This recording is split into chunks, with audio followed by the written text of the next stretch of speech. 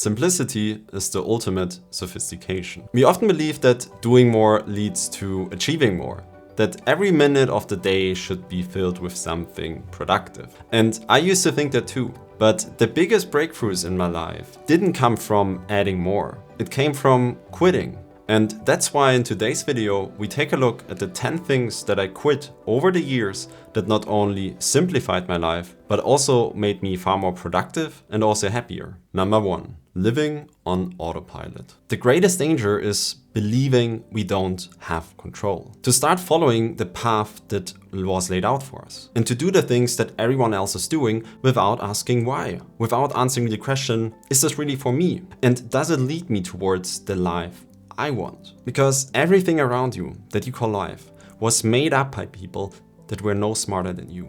And you can change it, you can influence it, and you can build your own things, as Steve Jobs said. And this simple fact just changed everything for me because it created this model that I'm now reminding myself of every day. Create the life you want. Don't get sucked into external success metrics. Define and then create your own success. Maybe you want to learn surfing and earn money while doing it. Create a company and help people solve a problem they have. Write a book and share what you have learned over the years. Whatever it might be, it's worth figuring out. At the end, it's not about how society creates what you want to do, but how it makes you feel. You should do it because you want to, and not because somebody said you should. As I decided back then to go against the regular path and do not go studying after school, but focus on my skills through self-learning and getting on-the-job experiences, many people looked at me and thought I was crazy. And to be honest, in the beginning, I was completely lost. I didn't know what to do and what to focus on. But then through trial and error, I found things that are working, that I enjoy, and which I could then double down on. And this then led me to start my first business with my brothers and joining a startup pretty early on. At the end, when you pick a new path, it will be challenging. You will experience highs and you will experience lows. But I believe it's worth every dime. Because if you do things that you find generally interesting, you will grow personally, professionally in ways you could have never imagined. Because you need to learn new skills to solve the problems you face. And then at the end, you will look back and think, crazy. I would have never thought that I could manage all of these different things. Number 2, saying yes to everything. We are surrounded by distractions, easy pleasures, and the requests to join all sorts of activities and events. The problem, if we don't guard our attention and start to say no to some of those invitations, we will spread ourselves too thin. And we will end up distracted by 100 different things. And our focus gets divided. And we start to wonder why we don't make any progress and feel so stressed. But we can make the choice. We can decide of how we want to spend our time. And if we want to spend it scrolling on social media, eating junk food, being with people that bring up negative emotions in us, or if you use it to take care of our body, read a book, and spend the time with people that support us and that love us. And then when we stop saying yes to everything, we start to make sure that the things that fulfill our values, strengthen our self-belief, and help us create the life we want, get the priority. Our response to requests to join that project or urge to distract us on Instagram can wait. It can wait until we have thought and evaluated it against all the other things in our lives. And if it supports us in creating the life we want or not. And once we have the answer, then we can say yes or we just decline. Stop saying yes to everything also means to redraw the line on the activities we've already said yes to in the past. To also re-evaluate if what we are doing is still supporting us in our efforts to create the life we want or not. And the thing is, our priorities will change over time. And it's important to eliminate what still is a leftover of our prior priorities. Number 3, always living in the future. Many of us live in the future. We dream about where we will live and how our day today will be better, how we will have more control over our time, our finances, and our health. And it's important to think about those things. No question, it's a valuable trait to have. We should make plans and set goals that drive ourselves into the direction we want to go. But the thing is, if we only ever live in the future, we won't make this future a reality because One, we won't put in the work and do the steps that will help us get there. And second, we will become pretty miserable in the now because we are constantly focused on the things we are lacking in our life. We won't see and appreciate the things that we have already gained and enjoy those things. And I know it for myself. The more time I'm spending living in the future and imagining the best life, the less content and happy I am today. And at the end, it's a balance we need to find. And it's hard. And the more ambitious we are, the harder it becomes because we are constantly thinking about how our lives can be better. But what I've learned for myself is just that sitting down both in the morning and at night, thinking about the things that I value in my life, the lessons I learned, and the amazing experiences I had, brings me back into the now and helps me see what I've already achieved. Also, being in nature and without any distractions or external stimuli just helps me then refocus on what is. And then during the day when I'm working and a thought comes up about the future, I will pause and see that thought for what it is. It's just a thought, and it's something that doesn't need immediate attention. Because if it's something important, I can also write it down and then just take it up later. And it's especially when we are doing something that is hard and that feels challenging, that our mind will come up with all sorts of things to do and to distract us. We might start thinking about getting a haircut, cleaning our room, that we are hungry and that we should eat. But at the end, that's then all things that try to get us away from doing the thing we set out to do and being here now. At the end, the better we become at recognizing those thoughts and then redirecting our attention back to the things we actually wanted to do, the more we will be in the here and the now. Also, it doesn't have to be about work, because being present is like in every scenario, everything you do every day, from cooking to being with friends, to being in nature, to reading a book. Number 4, stepping off the decision treadmill. Our ability to make good decisions is limited. We are faced with an abundance of choice from what to eat, what content to consume each and every day. And the problem is, if we don't become aware of it, we will deplete our ability to make good decisions on small everyday things, leaving us then little energy for the big decisions that influence the direction our life will take. We will spend time thinking about and deciding what to eat for lunch, to breakfast, for dinner, what to watch on TV, what outfit to wear. Now, we all know that's important to decide what to focus on and what to eat and what content to consume, because our inputs are our outputs. However, for many things, we can just make a decision once and then reuse it over time. So for example, when it comes to food, I just started ordering my food online. A set of healthy meals I once decided upon that now gets delivered to me every week. And this way, I don't need to think about what I eat most of the time. I just made the decision once and now I just eat what comes in the fridge. And the same thing for my outfit I'm wearing. I once decided on a certain style and then I just bought multiple versions of the same thing. Sure, for special events on some days where I'm just feeling like it, I wear something else, but that's maybe 5% of the cases. And for the rest of the time, it's decided on, and I don't need to spend any mental energy thinking about what I will wear today. Number 5, being busy all the time.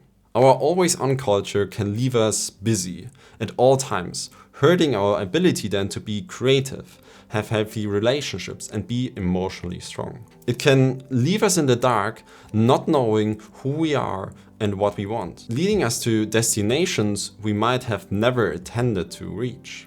And therefore, it's time to hit the brakes on busyness and carve out some time for ourselves. Time we can then use to reflect and think about our next move. And when we are in our day-to-day, it's hard to move up to see the bigger picture. And if we don't see the bigger picture, it's hard to tell if we are still moving in the right direction or not. And the thing is, we need to give ourselves the room to just be with our own emotions, with our own thoughts, and just to observe or write down what we are thinking and feeling without any judgment. Because this way, we will learn more about ourselves and the things we value, the things we want. We can then also reflect on how we spend our time and our energy and if it's still aligned with our goals and our values. And then if it turns out that we don't know what we want, we can use the time to think about the things we would like to try and never did, and then make a plan to make it happen. While some of us might mark this time with ourselves as unproductive, self-discovery can actually save us tons of time by avoiding us to go down the wrong path altogether. Number 6, leaving health on the back burner. It goes so easy to let our health take a hit by eating badly or not doing any type of physical activity. And then we think that we are just too busy to do any sport. We don't have time, our life just overflows of responsibilities, but having no time just means we didn't make it a priority yet. And I think it should be one of our top priorities, because every time I lay sick in bed, I realize how important health is. If you're not healthy, everything else doesn't feel as fun anymore. And the only thing you wish for is becoming healthy again. All of the other needs and wants just go out of the window. And therefore, now focusing on our health doesn't mean we should now go into complete overdrive. Although, of course, we could do it if we want that. I think it makes more sense to just start slowly building up different routines that we enjoy and also want to stick to then over the long term. Because, for example, I started doing daily walks a few years ago, leading me towards around 10,000 steps a day, because I've done it now for so long, on so many days. It just feels weird when I don't do it. I also like to just swipe through different types of activities like jogging, yoga, going to the gym. I just like the variety. But at the end, the most important thing is that you find something that works for you and that you also then enjoy doing for longer. Number 7, letting your thoughts control you. The greatest challenge we have to overcome doesn't lie in the outside. It lies within ourselves. Because it's our thoughts and our beliefs. The things you think about determine the quality of your mind, as Marcus Aurelius said. And if we talk negatively about ourselves and don't have a strong self-belief, we won't reach our potential. We don't achieve the goals we set for ourselves. And the conversations we have inside of our head can either be supportive, you can do this, don't worry, it's okay, next time we will improve and do it better, you have what it takes, you're smart, you're intelligent. Or it can be destructive, you failed again, you don't have what it takes, you don't deserve it. And the thing is, if we are not able to control our thinking, but are controlled by it, we will lose. And that's why it's so important to build our strong self-awareness and understanding, because with that, we will be able then to recognize those thoughts in ourselves and then work towards understanding and then changing them over time.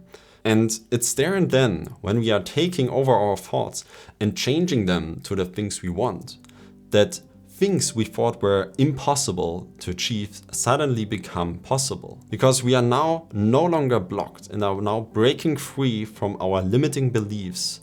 And the tool that helped me build the self-awareness were meditation and journaling. And I also made a video about the whole journaling process I do, so if you're interested, you can check it out. And the thing is, with meditation, I learned to become more self-aware and observe this inner dialogue.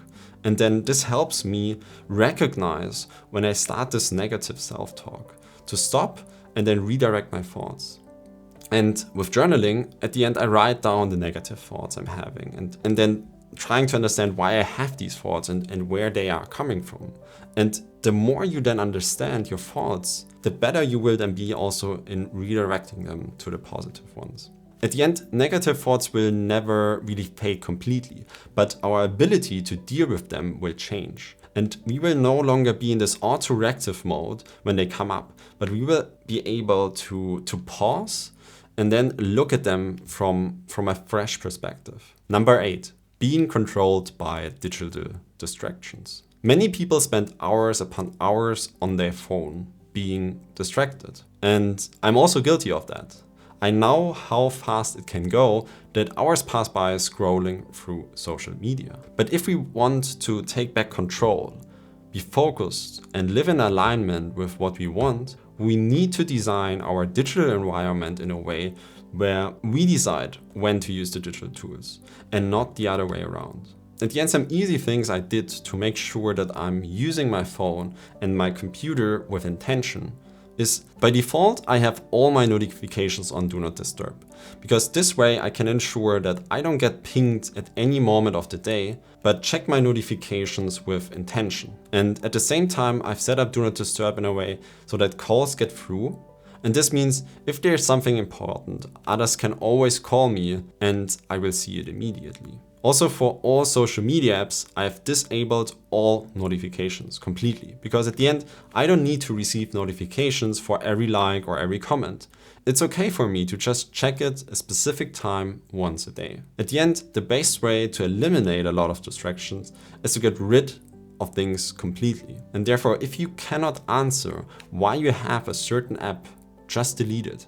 And if it really turns out that you need it in some point in the future, you can always simply reinstall it. Number 9, living in chaos. If our house is a mess, so is our mind. When we are surrounded by clutter, our brains are forced to process extensive visual stimuli, diverting our attention and making it really difficult to concentrate, because we need to constantly filter through all these different distractions we are just surrounded with. But if we take the time to clean our home and work environment, we can get instantly more clarity, focus, and also a sense of control. So the moment my desk gets too messy, I just take the time and clean it up. And afterward, it just feels so much lighter and better. And I can just focus on the thing and the task at hand, because I don't have 100 other things on my desk that distract me. Number 10, collecting unnecessary stuff. Did you also bought something once out of just pure excitement in the moment, but then you just never used it? I did, and it wasn't only once. And as it turns out, it's exactly these things which I then later remove from my life when I decide to declutter my physical belongings and just get rid of the things that I don't see adding more value to my life. And now, before buying something, I ask myself, is this actually adding value to my life? And as it turns out, most things don't add much value. They just feel exciting in the moment, we feel we need it, we might even have watched an ad that was exactly designed in a way to create that deep desire and that need that we want it right now. But if we step back and question it, we might learn that we actually don't need it.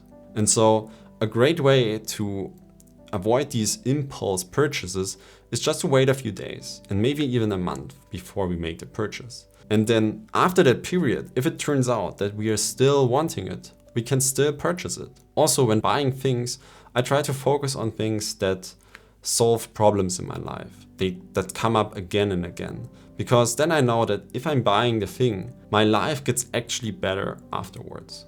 Feel free to also share in the comments things you did to simplify your life. And if you're interested, you can also check out a video where I talk about 6 things I do after work to get the most out of my evenings. Like and subscribe, and with that, remember, keep growing, keep striving, and I will catch you in the next one. Peace.